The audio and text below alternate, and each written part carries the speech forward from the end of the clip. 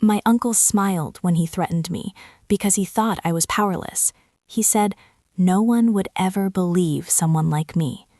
Then the sealed files opened, and his name was read out loud.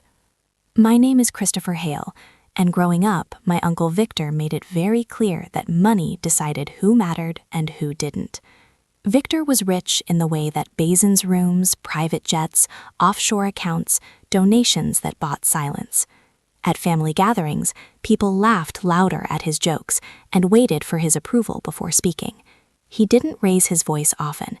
He didn't have to. He controlled through implication. I was the opposite of everything he valued. I didn't chase wealth. I didn't ask for favors. I worked quietly in data compliance and legal archiving, a field so invisible most people didn't understand it. Victor understood it just enough to dismiss it.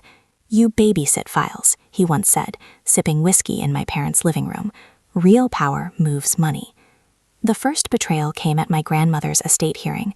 She'd helped raise me, paid for my education when my parents struggled, promised me clearly that I'd inherit the townhouse she owned outright. Victor contested it. In court, he painted me as opportunistic, said I manipulated an old woman, claimed I planted ideas in her head. He testified calmly, confidently.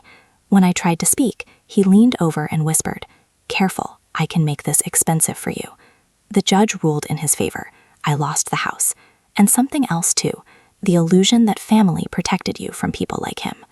After that, Victor became bolder. He'd call late at night, reminding me how fragile my career was, how easily questions could be raised about my access to sensitive systems. "Stay in your lane," he warned. "You don't want attention." What he didn't realize was that attention had already found me years earlier, because my job wasn't babysitting files, it was certifying their integrity. I worked for a firm contracted to audit historical legal archives, cases sealed under extraordinary circumstances, high-profile settlements, deferred prosecutions, the kind of material courts rarely reopened unless forced. One collection came up again and again, the Epstein-related civil archives, not the sensational parts, the financial facilitation trails, the enablers, the people who funded silence. Victor's name wasn't in headlines, it was in footnotes. Payment authorizations, legal retainers, travel reimbursements routed through shell entities. I didn't act on it immediately. Ethics matter, so does proof. But then Victor made his mistake. He threatened me in writing, an email polite but unmistakable, warning me to stop digging into things that don't concern you, and reminding me that people who interfere with sealed matters tend to regret it.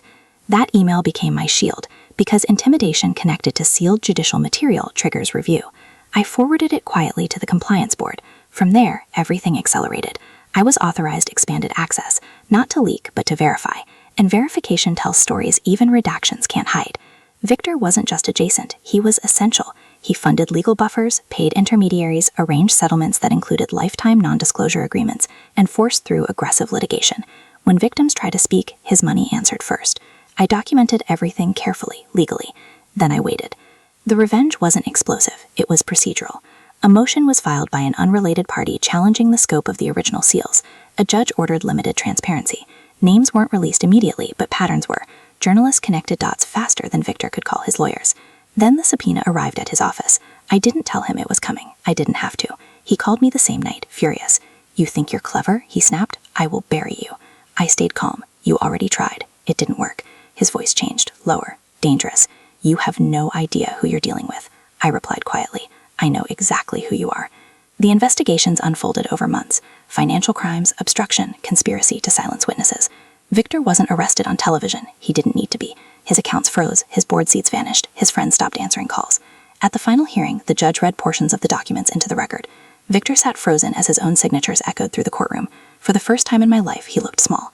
Afterward, he tried to approach me. I didn't stop. Some people don't deserve closure. Today, my life is quieter, safer, honest. I didn't win back the house, but I reclaimed something better, my voice. And the last thing Victor forgot, I never needed power, I just needed access. The uncle's threats triggered a legal review that reopened sealed Epstein-related archives, revealing his role as a financial enabler and destroying the power he used to intimidate others.